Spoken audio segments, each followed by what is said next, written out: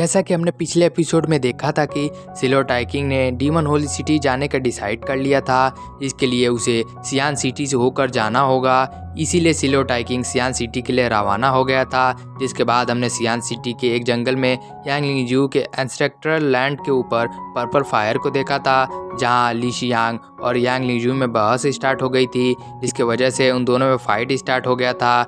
जहां यांग लिंगजू ली शियान पर बहुत भारी पड़ रही थी, जिसके बाद यांग लिंगजू ने अपने ब्लेड के कई सारे डुप्लीकेट बनाकर ली शियान पर अटैक करने के लिए तैयार हो गई थी। अब आगे द सिलो टाइकिंग एपिसोड 99 की शुरुआत होती है, तो हम ली शियान को देखते हैं जो कि अपने martial god skill sunset slash का यूज़ करके यांग लिंगजू पर अटैक कर देता है। पर यांग लिंगजू अपने ब्लेड से अटैक कर ली शियान के अटैक को डिस्ट्रॉय कर देती है। जिसके बाद यांग लिंगजू ली शियान पर अटैक करने के लिए उसके तरफ जाने लगती है, पर ली शियान अपने स्वॉर्ड से यांग लिंगजू को दूर कर देता है और उससे कहने लगता है कि मैंने पहले ही कहा था कि तुम मुझे नहीं हरा सकती, तो ये फालतू की कोशिश करना बंद कर दो। जिस पर यांग लिंगजू कहती है कि अभी तक हम दोनों में से कोई नहीं हारा है और ना ही कोई जीता है। तब ली शियान कहता है अगर तुम हार जाती हो तो ये हजारों साल पहले वारमंगर्स के साथ जो एग्रीमेंट हुआ था उसको पूरा करने की जीत तुम्हें छोड़नी होगी। इस पर यांग लिंगजू कहती है कि लॉर्ड मुझे माफ़ कर दीजिएगा,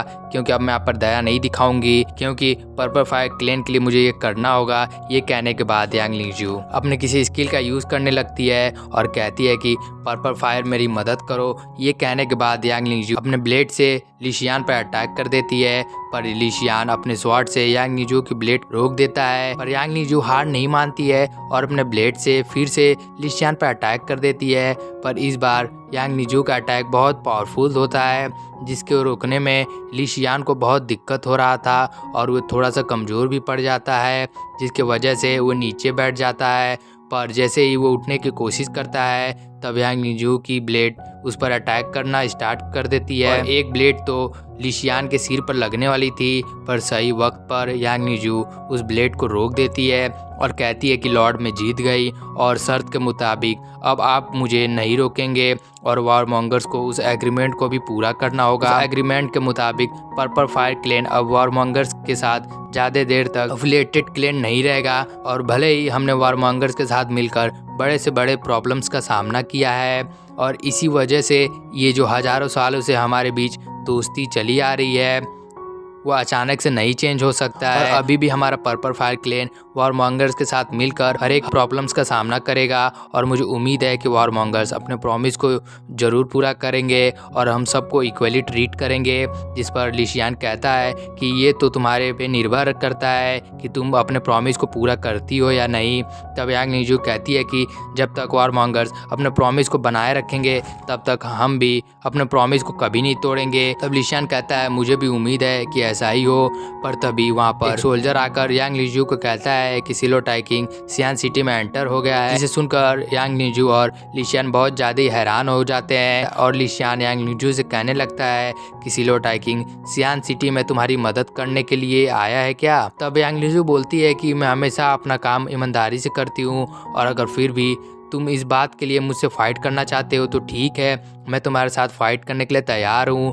तब ली शियान अपने मन में सोचने लगता है कि यांग लिंगजू ठीक कह रही है, क्योंकि वह किसी भी आदमी से ज़्यादा स्ट्रेट फॉरवर्ड है। जिसके बाद वो यांग लिंगजू से कहता है कि ये तो तुम्हारे परफॉर्मेंस पर डिपेंड करता है। जिस पर यांग लिंगजू कहती है कि अगर फिर भी तुम्हें इस बात पर चिंता हो रहा है कि सिलो टाइकिंग सियान सिटी में क्या करने आया है तो तुम मेरे साथ चल सकते हो। इसके बाद वो दोनों और वो सोल्जर सिलो टाइकिंग के पास जाने लगते हैं।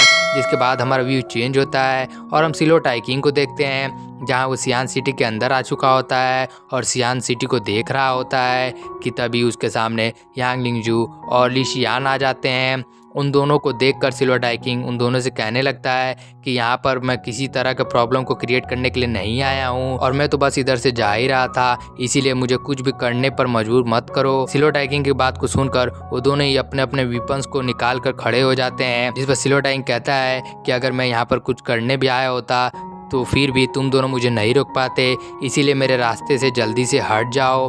और सिलो टाइकिंग ये कहते ही हमारा एपिसोड यहीं पर समाप्त हो जाता है। दोस्तों अगर आप लोग कोई वीडियो अच्छी लगी तो प्लीज़ वीडियो को लाइक और चैनल को सब्सक्राइब कर दीजिएगा। तब तक के लिए मिलते हैं नेक्स्ट एपिसोड में, तब तक के लिए सायोनारा।